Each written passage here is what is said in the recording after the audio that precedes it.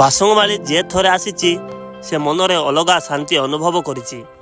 ବାସଙ୍ଗମାଳି ହେଉଛି କାଶୀପୁରର ଗୋଟିଏ ସୁନ୍ଦର ପରିଚୟ।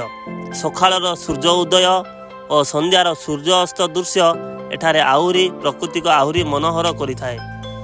ନୀଳ ଆକାଶ, ସବୁଜ ପାହାଡ଼ ଓ ଶାନ୍ତି ପରିବେଶ ଅନେକ ପର୍ଯ୍ୟଟନମାନଙ୍କୁ ନିଜ ପାଖକୁ ଆକର୍ଷିତ କରେ।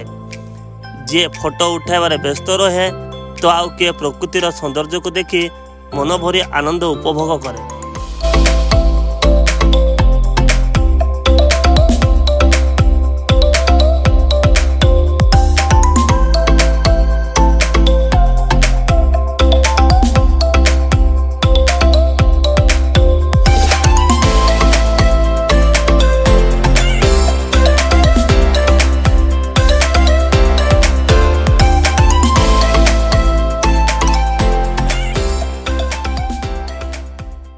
ମୁଁ ଦୁର୍ଲଭ ସାଉନ୍ତା, ମୁଁ ଜଣେ ଶିକ୍ଷକ।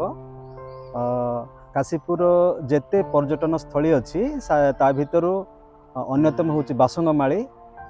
ଗୋଟେ ଶୃଙ୍ଗ ଭଳି ସିଏ ବହୁତ ଉଚ୍ଚାରେ ଅଛି ଏବଂ ସମତଳ ଅଞ୍ଚଳ ଉପରେ ଗଲେ ବହୁତ ପର୍ଯ୍ୟଟକ ମାନେ ଆସନ୍ତି ଏବଂ ଉପଭୋଗ କରନ୍ତି।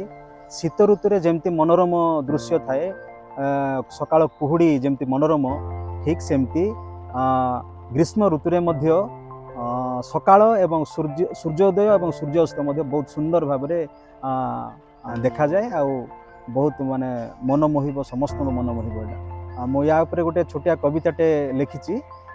ବାସଙ୍ଗମାଳିର ଉତ୍ତୁଙ୍ଗ ଶୃଙ୍ଗେ, ବାସଙ୍ଗମାଳିର ଉତ୍ତୁଙ୍ଗ ଶୃଙ୍ଗେ, ସୁଲୁ ସୁଲୁ ବା ଅଳସ ଭାଙ୍ଗେ, ପତ୍ର ଝଡ଼ାର ଯନ୍ତ୍ରଣା ସହି, ପତ୍ର ଝଡ଼ାର ଯନ୍ତ୍ରଣା ସହି, ବୃକ୍ଷ ରାଜି ସବୁ କଅଁଳି ଉଠଇ ସଙ୍ଗେ ସଙ୍ଗେ, ବାସଙ୍ଗମାଳିର ଉତ୍ତୁଙ୍ଗ ଶୃଙ୍ଗେ, ବାସଙ୍ଗମାଳିର ଉତ୍ତୁଙ୍ଗ ଶୃଙ୍ଗେ।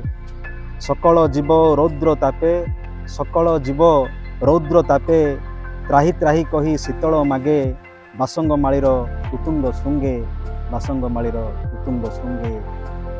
ସୁଲୁ ସୁଲୁ ବାହା ଅଳସ ଭାଙ୍ଗେ, ସୁଲୁ ସୁଲୁ ବାହା ଅଳସ ଭାଙ୍ଗେ।